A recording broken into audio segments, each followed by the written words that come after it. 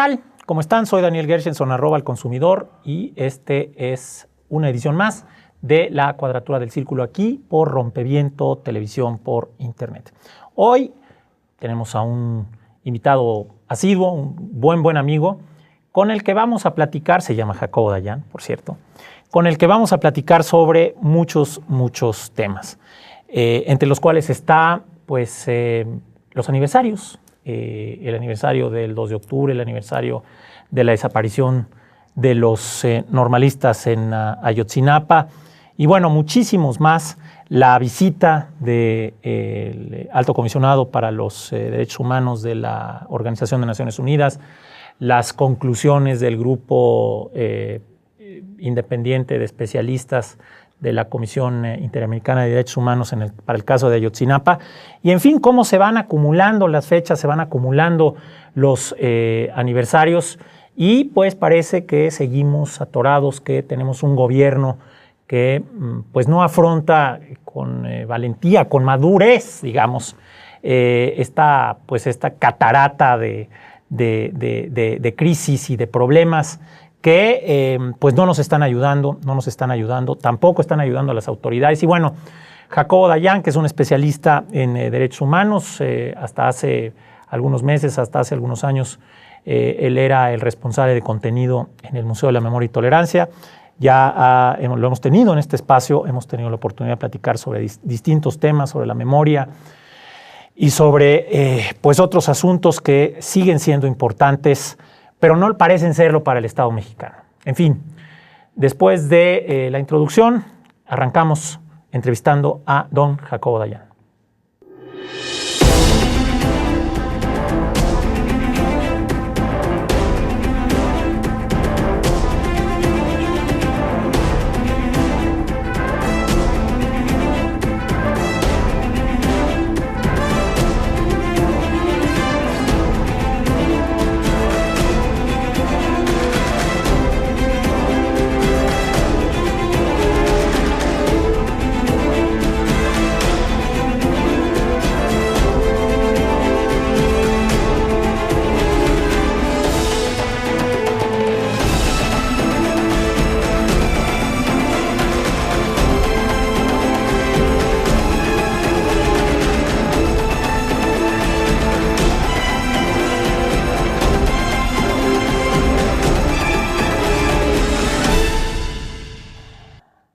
Bienvenidas, bienvenidos a este espacio por y para los ciudadanos que se llama La Cuadratura del Círculo aquí en Rompeviento Televisión por Internet. Yo soy Daniel Gershenson, @elconsumidor, saludándoles con muchísimo afecto, agradeciendo como siempre el favor de su preferencia. Y bueno, como pueden ustedes ver, nos acompaña Jacobo Dayan. Jacobo, pues muchísimas gracias por venir. No, gracias por la invitación, aquí soy como de casa. Eres de casa, mi querido Jacobo. Jacobo, pues hasta hace algunas semanas, como ustedes saben, como muchas personas que participamos en redes sociales, no está de más decirlo, participaba en el espacio matutino de W Radio. Bueno, ya no es el caso, y precisamente por eso pues vamos a poder abusar de tu confianza, mi querido Jacobo, varias veces más para que nos puedas acompañar en estos espacios. Aquí estoy, antes y después, no importa. Excelente. Oye, Jacobo, pues nada, mira, mencionaba yo en la introducción que los meses de septiembre y octubre, digo todos los meses, ya viviendo en México ya son los 12 meses, pero en particular los meses de septiembre y de octubre, pues como que de repente se han vuelto compendios de lo que pasó el 19 de septiembre de 1985, el terremoto, el 26 de septiembre, que se cumplió un año de la desaparición de estos muchachos después del operativo policíaco, posiblemente hasta militar, en la ciudad de Iguala.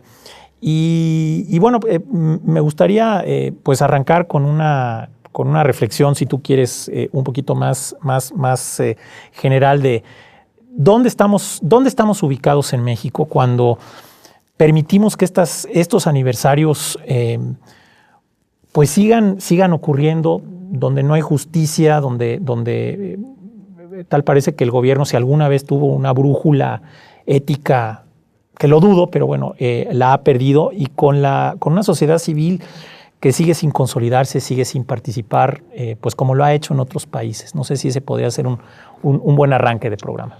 Sí, me parece que incluso esta sobrecarga que hubo en el tema de derechos humanos desde, diría yo, 6 de septiembre, cuando se presenta el informe de los 6 meses de trabajo del grupo de expertos independientes, pasando por el 14-15 de septiembre sale un segundo informe que se le dio muy poca difusión en la prensa mexicana sobre el Comité de Naciones Unidas sobre Desaparición Forzada. Correcto. Donde hablan y refuerzan la situación, la gravedad de la situación de la desaparición forzada en nuestro país y cómo las recomendaciones que se hicieron desde 2011 no han caminado. Así es. Después tuvimos, y se sabía que se venía el primer aniversario de la desaparición de los normalistas, el 26 de septiembre, y el 2 de octubre es como fecha fija en el calendario. Así es. Incluso cuando aquí estuvo en México la Comisión Interamericana, en una entrevista que dio Emilio Álvarez y Casa, dijo que le parecía extraño que incluso la Comisión Interamericana sugirió venir en otra fecha, no en una fecha que está muy cargada. Tan emblemática. Porque de hecho la Comisión Interamericana presenta sus observaciones preliminares, de hecho no es un informe final, ese será presentado hasta principios del año que entra, que le parecía que no era la fecha adecuada, como una carga simbólica importante. Sí. Y el gobierno mexicano dijo que no, que esa era la fecha que quería que vinieran. Entonces se presenta esto el 2 de octubre, un aniversario más del 2 de octubre, y luego viene la visita del Alto. Así es. De inmediato, el 5. Entonces, una lectura que hago yo, sí, una lectura personal, es que el gobierno federal dijo de una vez todo junto. Claro. En vez de que esto levante la discusión, caiga un poco. Cada 3 meses. Y cada 2 meses o el mes que entra venga otra vez y otra vez, mejor todo junto. Tenemos como si fuera una intoxicación de información o una sobredosis de información. Aparte es la misma información repetida por distintos actores. Y de eso escribo un texto en el portal de Aristegui. Muy recomendable, se llama Pura Retórica, nada se hizo y nada se hará. Que el gobierno federal decidió tragarse como si fuera una píldora, todo de un trancazo, mejor todo junto y a lo que sigue. Y entonces el tema de derechos humanos, entre comillas, aparentemente sale de la agenda mediática. Un segundo análisis que me gustaría hacer, y yo sé que es políticamente incorrecto lo que voy a decir, pero dilo. Me parece preocupante. Incluso muchas de las organizaciones de derechos humanos vieron con buenos ojos la declaración por parte del Congreso mexicano de declarar el 26 de septiembre Día de la Desaparición Forzada. A mí me parece preocupante por 2 motivos. Una, estamos llegando a medidas de reparación, es decir, los días de conmemoración son medidas de reparación, medidas de memoria histórica, sin pasar por justicia y sin pasar por verdad. Y eso es caer exactamente en lo que al gobierno, en el discurso que al gobierno federal pretende. Y lo que le conviene. Entonces es convertir esto otra vez en una fecha emblemática, un 2 de octubre, un 9 de junio, como si fuera otro halconazo, el 26 de septiembre, ahí está el día, como si fuera un hecho aislado. Banderas a media asta. Es decir, son 26,000 desaparecidos, no hay que olvidar esto. Y contando, Jacobo. Y contando. No es nada más los desaparecidos, y que sería demasiado grave, de Ayotzinapa. Sí. Estamos hablando de 26,000 desaparecidos. Parece que se ha empaquetado Ayotzinapa en un formato digerible, vendible a los medios, como si fuera ya Tlatelolco. De Tlatelolco se puede hablar como si fuera un producto ya empaquetado y estéril. Aunque el caso de Ayotzinapa continúa, y espero que se continúe buscando a los jóvenes, buscando memoria, verdad y justicia, está empaquetado de tal forma donde ya estamos dando medidas de reparación, como es un día de conmemoración. Sin pasar por las primeras etapas. Sin pasar por las primeras etapas, que parece que ya podemos prescindir de ellas. Me parece preocupante.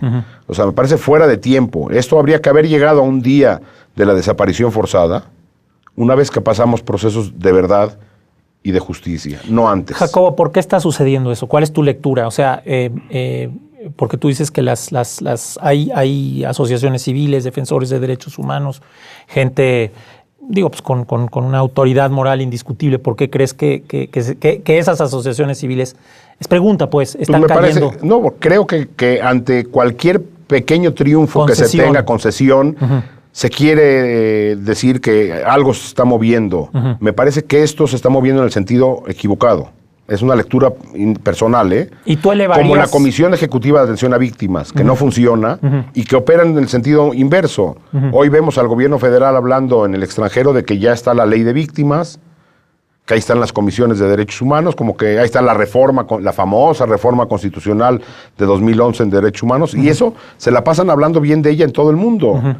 Y la Comisión Ejecutiva de Atención a Víctimas es todo menos una solución real al problema de reparación a víctimas. Y otra vez, estamos llegando a reparaciones sin pasar por memoria y sin pasar por justicia. Entonces, yo acabo obteniendo reparación, pero no es suficiente. ¿Cómo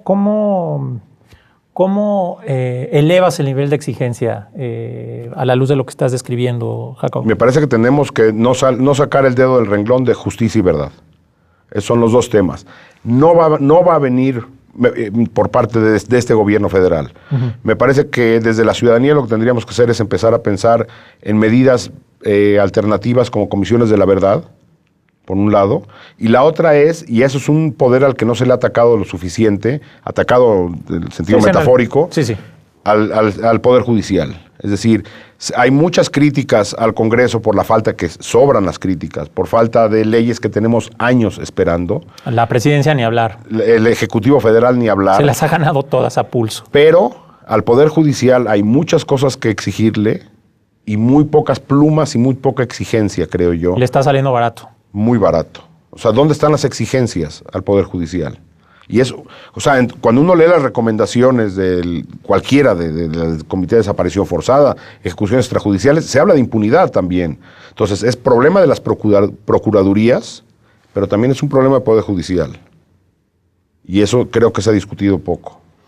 Y un Poder Judicial que es muy probable que a finales del año descubramos que está siendo cada vez más colonizado por el Poder Ejecutivo, ¿no? Con este tema de los dos ministros. O sea, regresar, ni siquiera regresar a lo que era antes, algo en un formato mucho peor de lo que era antes. Porque antes no servía de nada la Suprema Corte. La Suprema Corte era un poder que estaba ahí al servicio del presidente en turno, pero ahora jugamos a la vida democrática y entonces lo que ocurre en la Suprema Corte tiene un peso cada vez más importante en una Suprema Corte completamente descafeinada. Y también lo que tenemos es un sistema político donde varios órganos, en teoría autónomos, porque durante un tiempo pensamos que la solución era crear instituciones autónomas. Cierto. El IFAI en su momento, o INAI, el INE o el IFE, y como eso muchos, los tribunales por todos lados, órganos independientes para telecomunicaciones, para todo tenemos órganos independientes. Cada vez lo que vemos es que están más, ni siquiera cooptados por el poder, cooptados por la lógica partidista, por cuotas de partidos, que es mucho peor y mucho más perverso que cooptados por el Ejecutivo. O por las empresas en casos de telecomunicaciones y demás, ¿no? Entonces es mucho más perverso que en el formato del PRI tradicional que conocíamos, donde las instituciones del Estado estaban cooptados por el Ejecutivo, con una línea clara. Ahora lo que tenemos es una pulverización de líneas, donde cada quien jala la cobija para su lado y está partidizado y tomado por empresas, entonces esto ni siquiera tiene sentido. Claro, la sociedad tendremos que hacer la tarea y bueno, pues vamos a la primera pausa, perdón. Estamos platicando con Jacobo Dayan, especialista de derechos humanos, columnista de Aristegui Online y regresamos en unos segundos.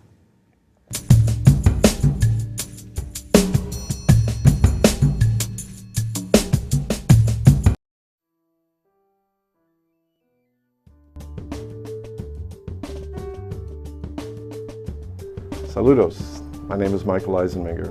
On behalf of the staff at Marin TV, I'd like to send the producers and crew of Rompaviento our gratitude. We are very excited for the opportunity to be your coyote and to help bring your programming across the border to our television viewers here in the Bay Area. As you know, we live in the other Mexico, a place they call California. In this weird Mexico, we get very little true and honest information from the real Mexico. And for that reason, your work is very important to us here. Truly independent media is free of censorship by governments and corporations. Independent media can speak truth to power and also celebrate our art and culture of resistance. This ability to speak is not given to us. It's something we must seize upon. It's something that we have to build new ways in order to be heard and seen. That is what Rompaviento does, and this is what you bring to our communities here. And for that reason, we look forward to working with you in the future. Gracias.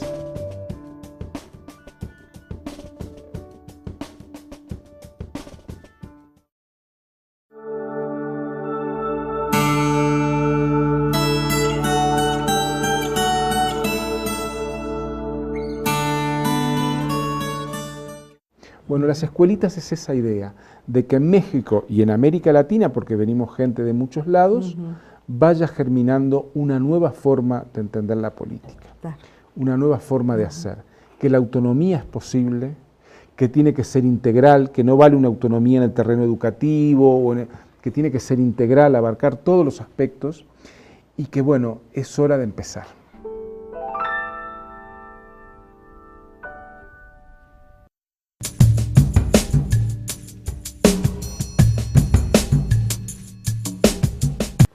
De vuelta aquí con un buen amigo, especialista, defensor de los derechos humanos, don Jacobo Dayan. Don Jacobo Dayan. Oye, no como don Corleone, pero bueno, don, pues, con mucho respeto y mucho cariño. Jacobo, en este tema de las instituciones que parece que andan, cada una tiene su propia agenda, prácticamente todas están capturadas, ¿no?, por intereses públicos y privados. El caso de la Suprema Corte de Justicia con Eduardo Medina Mora, ¿no?, que es un tipo que además no tiene nada que hacer como ministro. Lo vamos a tener hasta el 2030, la posibilidad de que pues se sumen, ¿no?, alguien como Raúl Cervantes, un priista, un aparachic, como le decían los rusos en la época de la Unión Soviética, y algún panista que pues, cumpla con la cuota para que la fracción panista en el Senado apruebe a estas dos personas en fecha próxima.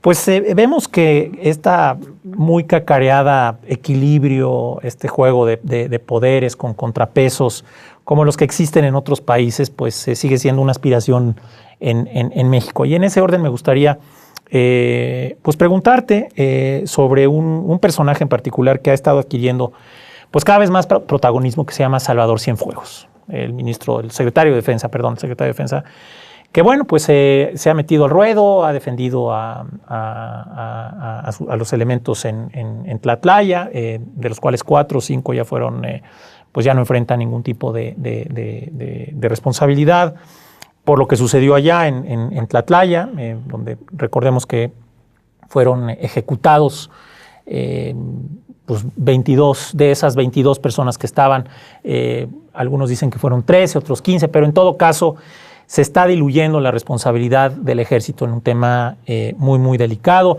Igual en Ayotzinapa hubo, según entiendo, un par de entrevistas en Televisa, donde él dice que bueno, sus soldados no tienen por qué, en fin, una serie de cuestiones. Y eso me lleva, y así quisiera arrancar este bloque, y perdóname que me estoy extendiendo un poquito más de la cuenta, la posibilidad de que, como en otros países latinoamericanos, tengamos un secretario de Defensa civil, un ministro de Defensa civil. ¿Es una locura? No, para nada. Bueno, de hecho, el jefe supremo de las Fuerzas Armadas es un civil, claro, es el presidente de la República. Entiendo, claro. Pero no, claro que no. Creo que tendríamos que pensar en un ejército o en una Secretaría de la Defensa dirigida por un civil o una civil. Pero de donde venimos, de la historia, para lo que el ejército servía o para lo que el ejército estaba ahí, tenía que ver con una lógica de obediencia absoluta, más que al Estado, a la figura del presidente. Al presidente en turno. Bueno, esa es una. Otra, me parece que las acusaciones que se hacen a algunos miembros del ejército deberían ser tomadas por el secretario de la Defensa, incluso con la seriedad debida, para proteger a la institución. Es decir, porque por la mala operación o los excesos o los crímenes cometidos por algunos personajes aislados dentro del ejército, que probablemente son de mandos elevados, sí, de jerarquías se está manchando la imagen de todo el ejército. Uno, el ejército no tendría que estar haciendo lo que está haciendo. O sea, sabemos que al ejército le molesta y de hecho no está diseñado para hacer las funciones que desde el sexenio de Calderón se le ha puesto a hacer. Entonces, si la sociedad civil o las organizaciones exigen protocolos, claridad, transparencia, eso es en beneficio también del ejército. Entonces, el secretario de la Defensa tendría que abrir, no para proteger, como él dice de manera equivocada, sus soldados, no son de su propiedad. Así es. Sino para proteger a la institución, y para proteger a la institución hay que orearla, hay que abrirla y hay que castigar a los responsables. Ahora, entiendo que esté molesto el secretario de la Defensa, porque en la lógica de este país uno no podía atacar ni al ejército, ni a la Virgen de Guadalupe, ni al presidente de la República. Bueno, hoy en día, y eso hay que reconocerlo, en los medios esto se puede hacer de alguna mucho mejor están cambiando. Manera que lo que se hacía antes. Pero ojo, no se está, o sea, desde las acusaciones que hay desde las organizaciones de derechos humanos o mucha sociedad civil o incluso agrupaciones de víctimas, no es una acusación al ejército genérico, sino a la protección que se está haciendo desde las instituciones políticas de la Secretaría de la Defensa a prácticas que ocurren dentro en distintos casos, como el caso de Ayotzinapa o el caso de Tlatlaya o muchísimos otros, Apatzingán. Es decir, hay un montón de casos que no sabemos en Ostula qué acabó ocurriendo, es decir, sobran los casos. La pregunta es si estas exigencias ponen en jaque al ejército mexicano. Yo creo que no. Lo pone en jaque la opacidad. Es decir, si desde el 2 de octubre del 68 se hubiera abierto una investigación clara y se hubieran deslindado responsabilidades, parcial, pues entonces hoy no existiría este encono relacionado al 2 de octubre, al ejército como institución, sino a algunos responsables en particular. Cuando no se hacen estos procesos, entonces lo que se genera es un choque, y lo que estamos teniendo ahora es un choque entre buena parte de la sociedad e instituciones que son elementales para la subsistencia del Estado. Jacobo Dayan, ¿no procedería, siguiendo este mismo orden de ideas, pues que a casi 50 años, a casi medio siglo de lo que pasó en Tlatelolco, pues hubiese como mínimo una autocrítica por parte del ejército, o también es una petición intolerable? O sea, ¿por qué esa resistencia? Si, como hemos visto en otros países, y tampoco se trata de comparar, entiendo que son peras y manzanas, pero recuerdo, por ejemplo, la actitud del jefe del ejército hace no mucho, del ministro de Defensa en Argentina, pues con el tema de la guerra sucia que se libró ahí en 1976. ¿Por qué no tenemos lo mismo, esa misma apertura por parte de un sector que, bueno, pues al general Cienfuegos no le tocó, evidentemente, en directo, no fue un tomador de decisión de los eventos que ocurrieron el 2 de octubre en Tlatelolco? Entonces, bueno, ahí la bronca viene, creo yo, desde la decisión en 2000 de abrir una fiscalía. Durante los 70 años de prismo no iba a ocurrir eso. Era parte de la lógica del partido único, donde cada quien se va protegiendo la espalda al anterior. Claro, eso no iba a ocurrir. Eso no iba a ocurrir. Con la transición hubo un intento de hacer una fiscalía, la Fiscalía Especial a Delitos del Pasado, ¿no? Pero fue un intento muy tibio, a medias, ¿no? O sea, pero tampoco se podía, no tenía sentido. Hubiera sido mucho mejor que el foxismo hubiera creado una comisión de la verdad real. Tal y como ocurrió en Argentina. Y después pensar probablemente en procesos judiciales. Fincar algún tipo de responsabilidad. Pero después, nosotros nos quedamos sin justicia y sin verdad por tratar de comernos porque Fox trató de mostrar mucha valentía y, como lo había prometido, enjuiciar a los responsables del pasado por crímenes que en muchos casos ya habían prescrito, porque la ley en México no estaba bien hecha y entonces algunas cosas habían prescrito, otras no se podían perseguir, un montón de asuntos técnicos. ¿Por qué no se hizo una... Digo, tú no habría que haber estado en la mesa de decisión. Pero, digamos, de bote pronto y sabiendo lo que ya sabes ahora, no se hizo por desconocimiento, por ignorancia, por no querer hacer demasiadas olas. Yo creo que pensaron que sí se podía hacer justicia. Y una vez que se abrió la fiscalía, se dieron cuenta que esa fiscalía no iba a ningún lado. Acabaron acusando a Echeverría de genocidio porque no había otra cosa de la cual se le pudiera acusar.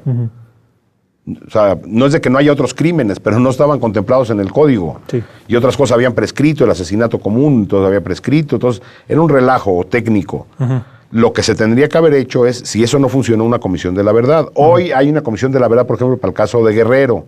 Oaxaca. Y de Oaxaca. Pero habría que tener una discusión amplia.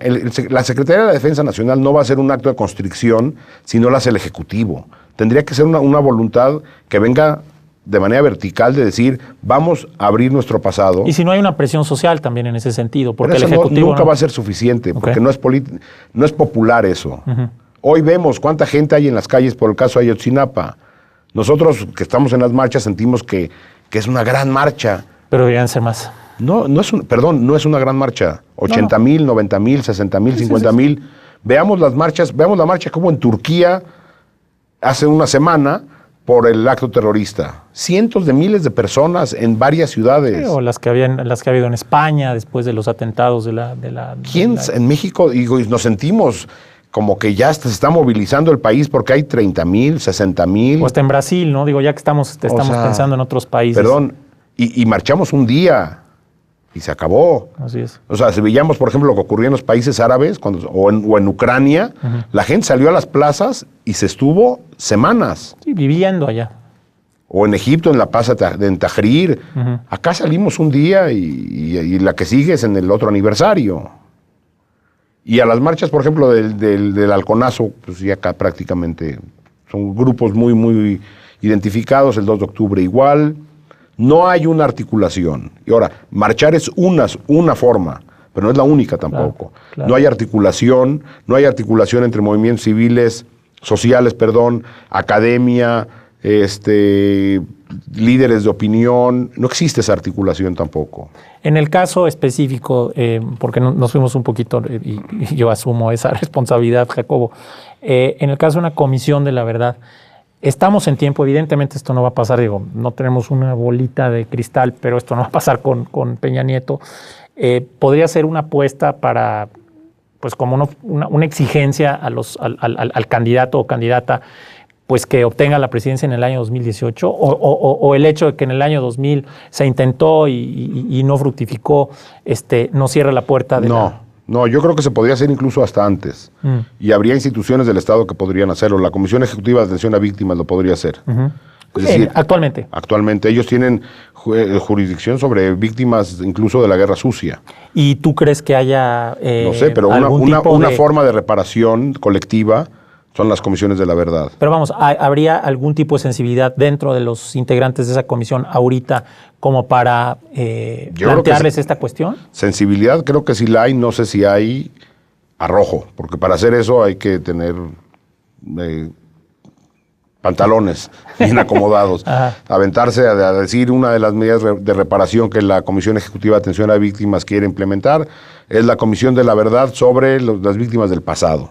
Una comisión como las que se hicieron en Guatemala o en muchos otros países, en Perú, en Argentina. En Sudáfrica. Es decir, vamos a revisar nuestro pasado, se invitan a 3 o 4 personalidades con una autoridad moral importante, académicos, y se hace una investigación. Ahí sí ya no va Arturo Escobar o estas personas. De preferencia no, sí. Pero se puede hacer. Ahora, la otra es seguir exigiéndolo, porque esto se va a tener que seguir exigiendo. Es más, en algún momento vamos a tener que voltear a estos 9 años que llevamos.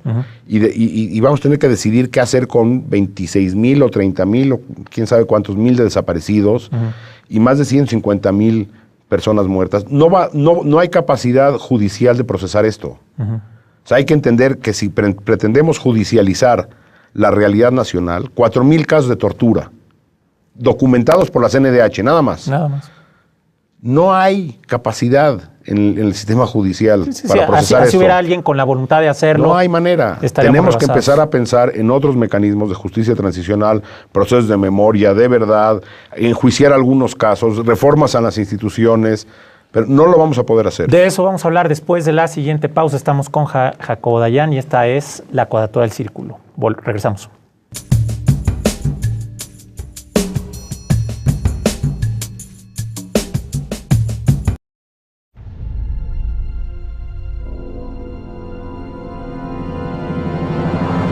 Rompeviento TV. Periodismo crítico e independiente.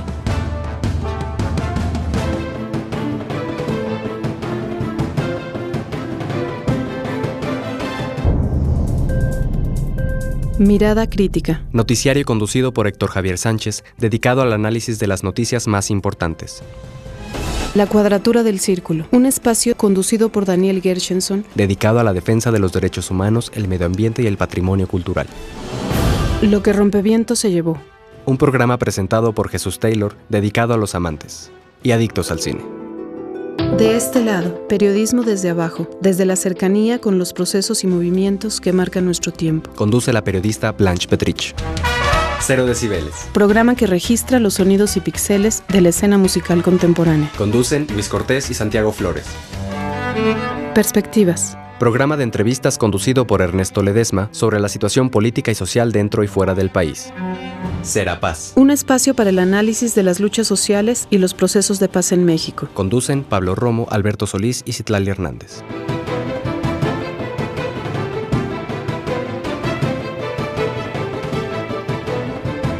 Jaque al Rey. Programa de debate y pensamiento crítico. Una coproducción con la revista Hashtag. Conducen Erika Paz y Ricardo Bernal.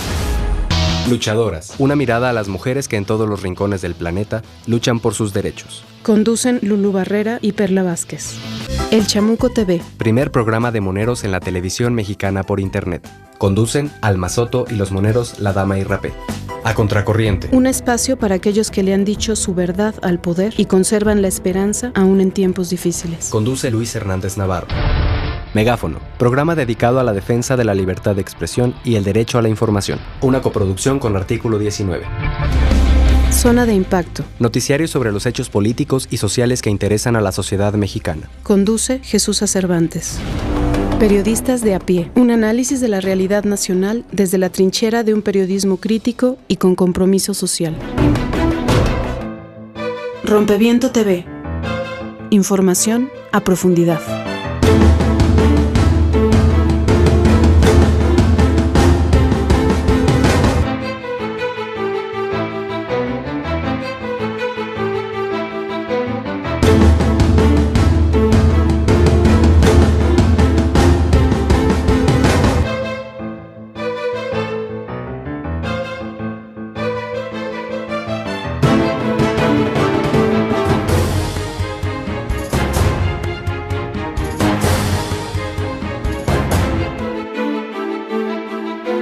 Rompeviento TV rompe fronteras y llega a Oregón y California. Rompeviento TV. Por el derecho a informar Y ser informados.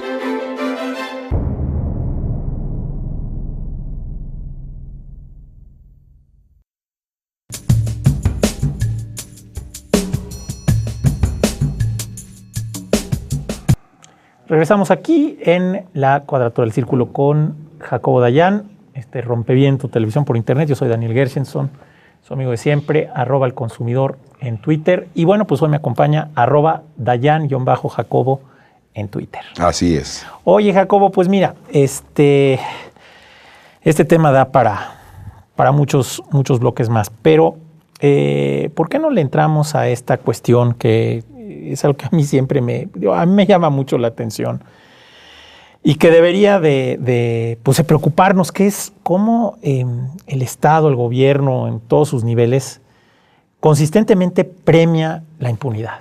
O sea, tú no importa que tú tuviste que ver con la muerte de 12 personas en el News Divine o que tú recomendaste a los dueños de la guardería BC cuando eras legisladora local. Inevitablemente, o sea, es tiro por viaje, vas a acabar siendo gobernador, diputado. O sea, esto no implica pues una interrupción de tu carrera, de tu ascendente carrera política, sino un premio, es un premio, ¿no? Platicábamos pues medio de broma sobre el caso de Arturo Escobar, ¿no? Este tipejo, perdón, pero diputado del Partido Verde Ecologista, vocero durante las elecciones pasadas, un cínico, un tipo pues que en cualquier otra parte del mundo pues incluso estaría enfrentando la acción de la justicia, ya no tendría la posibilidad de seguir prosperando políticamente, y nos topamos con que es subsecretario de Gobernación para prevención del delito, ¿no? Y ejemplos como él, bueno, pues está Guillermo Zayas, ahorita en Ciudad del Carmen, jefe de policía, principal responsable del operativo News Divine, Claudia Pavlovich, gobernadora de Sonora, Abel Murrieta, Cecilia Romero, que era Rodríguez, la titular, Rodríguez Almeida, que es jefe policíaco en Puebla, Cecilia Romero, que fue titular del Instituto Nacional de Migración, que llegó a ser secretaria general, presidenta del PAN, y ahora es diputada con fuero. ¿Qué es lo que está pasando? Quisiera que esta no fuera únicamente una pregunta retórica, pero pues ¿cómo se procesa en otros países esta situación que es algo, pues creo que debería escandalizarnos si no lo hacen. O sea, realmente no tiene el efecto que debería de tener.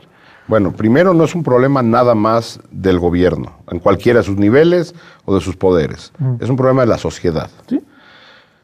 No hay costos no hay costos en corrupción ni a nivel jurídico, es decir, procesal, ni administrativos, ni morales en nuestra sociedad. No lo hay. Es decir, cuando hablamos de un caso de corrupción, de un lado hay un funcionario público, del otro lado hay un empresario probablemente, una empresa o un agente corruptor. Tampoco de ese lado hay un problema. Es decir, hoy estamos, por ejemplo, con el caso de OHL. Entonces, hay una bronca con OHL, hay una bronca con el subsecretario de Hacienda a lo mejor, o el secretario de Comunicaciones y Transportes, o con quién sabe cuánta gente. O el secretario de Transportes en Edomex, sí, a quien suspendieron unas cuantas semanas y reincorporaron al gabinete. Pero todo está hecho no para procurar justicia, sino para simular que se procura justicia. Son procuradurías de impunidad las que están hechas. Ahora, eso es una bronca que trae desde la sociedad, sin decir que la corrupción es un asunto cultural. No me atrevería yo a decirlo como lo dijo el presidente de la República, pero sí está normalizada. Es decir, cuando nosotros tenemos un amigo que logra algo socialmente es bien visto. Aquel que logra utilizar el sistema, darle vuelta, tener un cuate, y siempre está el que, no, yo tengo un amigo que te puede conseguir una chamba, yo tengo un cuate, un conocido que me puede sacar una licitación. Sí, que te ahorra este trámite, qué sé yo. Entonces, es un asunto que el sistema está creado para privilegiar eso y no privilegiar la justicia o privilegiar las buenas maneras. ¿Y cómo reviertes eso, Jacobo? Pues tiene que ser con un asunto de voluntad y ejemplos claros. Sin llegar a casos de tolerancia cero, como los de Giuliani en Nueva York o los que sea, pero lo que vemos es que todo está estructurado para que funcione, los incentivos están colocados del otro lado. Es más fácil sacar un trámite con corrupción que sin ella. Entonces lo que se tiene que hacer es darle la vuelta y colocar los incentivos en el lugar correcto, desde la cosa más simple. Ahora, de arriba para abajo, eso, como se dice en la política, las escaleras se barren de arriba para abajo. Tiene que haber casos emblemáticos, de veras saber que la justicia se va a aplicar y empezar a ver esto, un cambio no nada más en el discurso, sino en la realidad. Ya sea a nivel federal o a nivel en los estados.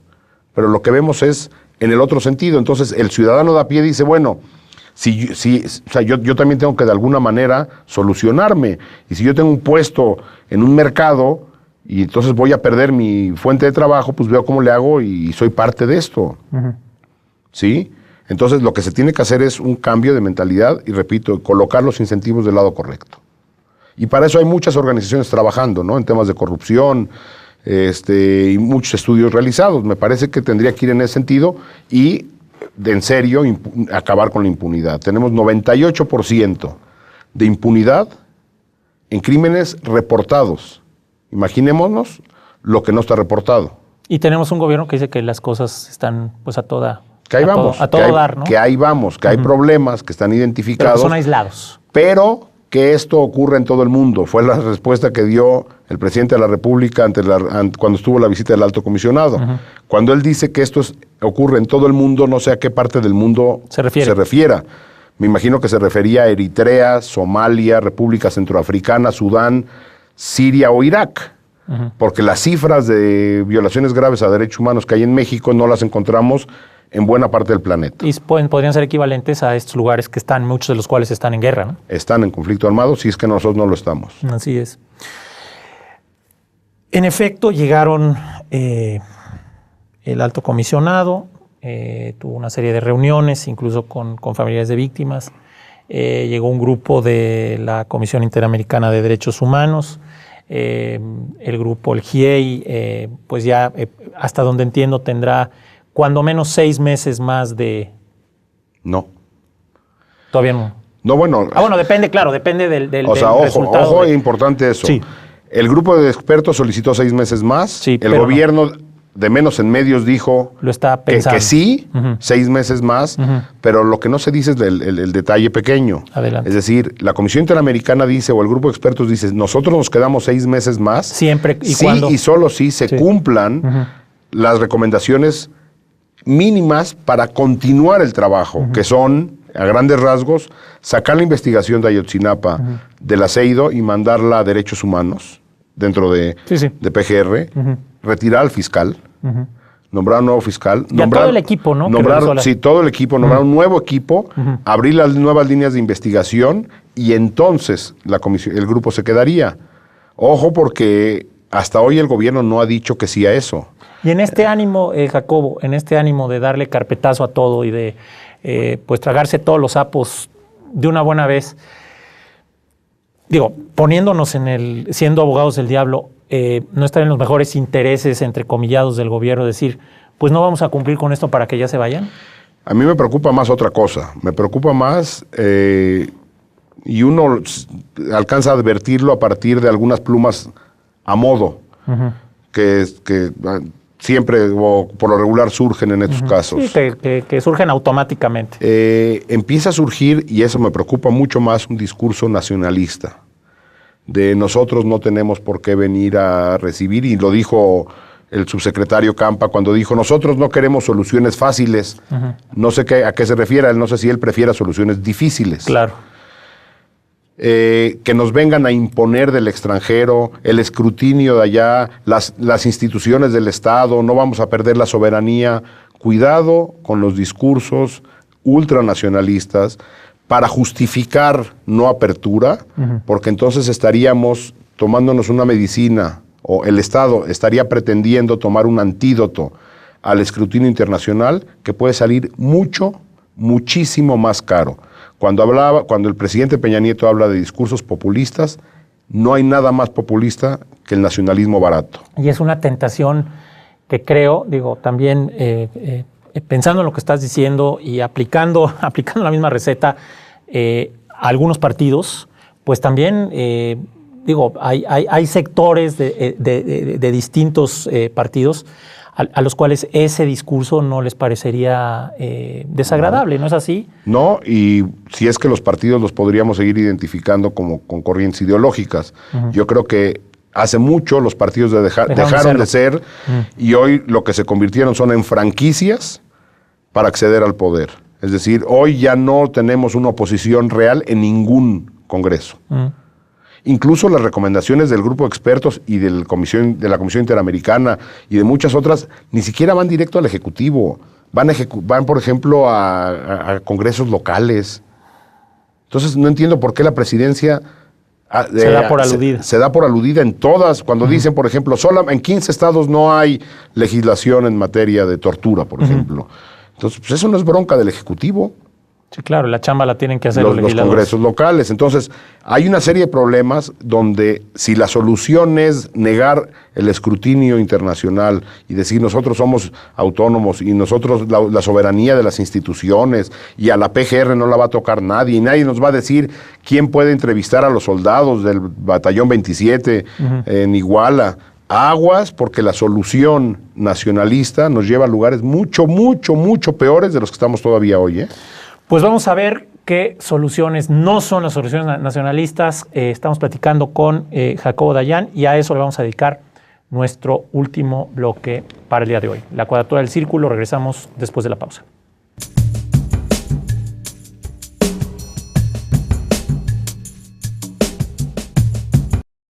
Comenzamos. Hola, ¿qué tal? Muy buenas. Hola, ¿qué tal? Bienvenidas y bienvenidos a Luchadoras. Hola, ¿qué tal? Bienvenidas y bienvenidos a Luchadoras. Estamos en Rompeviento, televisión por internet. Estamos en Luchadoras. Comenzamos. El canto también es una forma de militancia feminista. Los detalles de la ofensiva del Estado de Israel en la Franja de Gaza. En Nigeria, el grupo Boko Haram secuestró a más de 200 jóvenes. En Luchadoras consideramos que el ejercicio y la práctica feministas son un cuestionar constante. Estamos en Rompeviento, televisión por internet, aquí en Luchadoras. Comenzamos.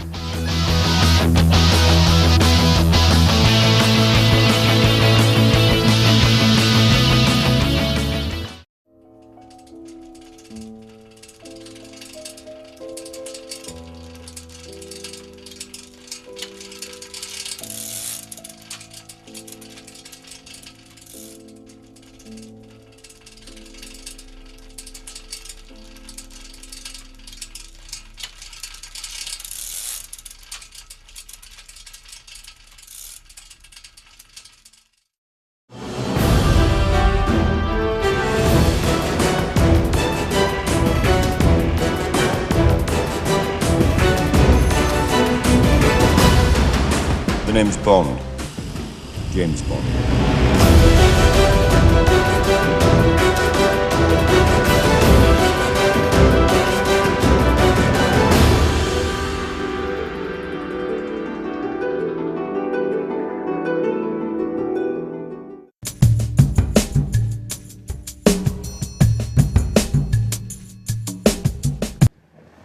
Regresamos, estimadísimo Jacobo Dayan, pues estamos platicando de distintos temas. De todo y de nada. De todo y de nada. Y pues me gustaría cerrar esta edición platicando un poco sobre lo que sí han hecho otros países, y creo que lo han hecho con relativo éxito, y me refiero a Guatemala con la Comisión Internacional contra la Impunidad.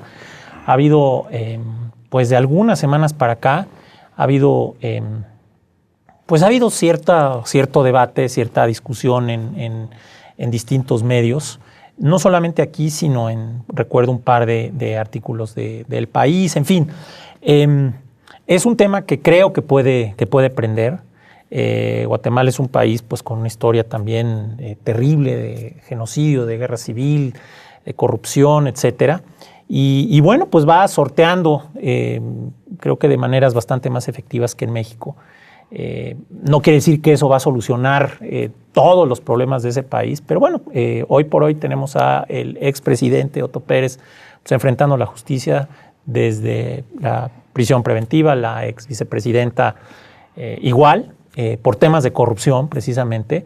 Me parece que ahora está en un hospital, se está presentando una situación tanto cuanto similar a la de Elbester Gordillo, pero lo que es incontrovertible es que tanto en el tema del presidente como de la expresidente como ex vicepresidenta, como en el de pues estas mafias corruptas, en donde se ha hecho un trabajo muy importante, muy interesante por parte de una comisión que hace una coadyuvancia, etcétera. Pues ha habido personas aquí en México, y pues me incluyo, entre muchos otros, incluso Carmen Aristegui publicó en Reforma un artículo importante sobre el tema. Pues la idea de que en México quizás sea importable este modelo. ¿Tú qué opinas al respecto?